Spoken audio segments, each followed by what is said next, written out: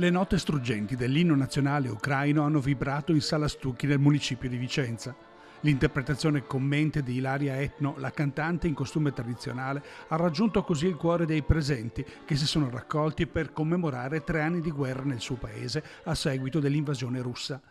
Attraverso anche l'esecuzione dell'inno italiano, l'amministrazione comunale ha voluto testimoniare l'impegno di Vicenza nell'essere stati vicini alla popolazione e ai profughi e nel voler proseguire nelle iniziative già avviate. In questi giorni stanno rivivendo il dramma 3 anni dopo, come se tutto, no, in qualche modo ricominciasse.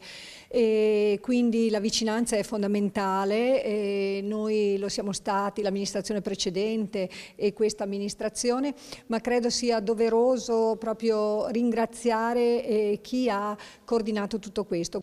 In 3 anni è stata attivata una rete di 44 associazioni e 37 enti pubblici, 440 le persone arrivate dall'Ucraina in città, 127 famiglie e 224 i minori.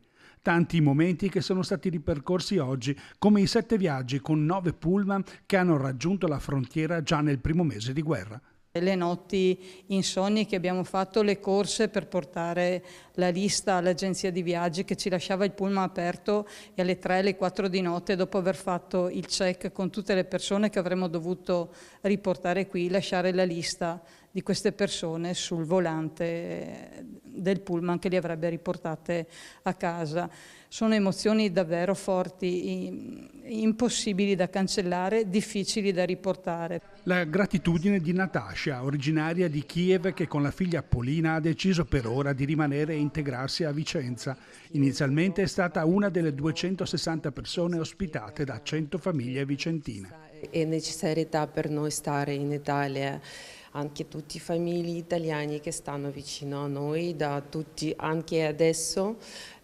Come ha detto Rita, grazie a Rita, che io sempre dico che noi siamo come grande una famiglia italiana.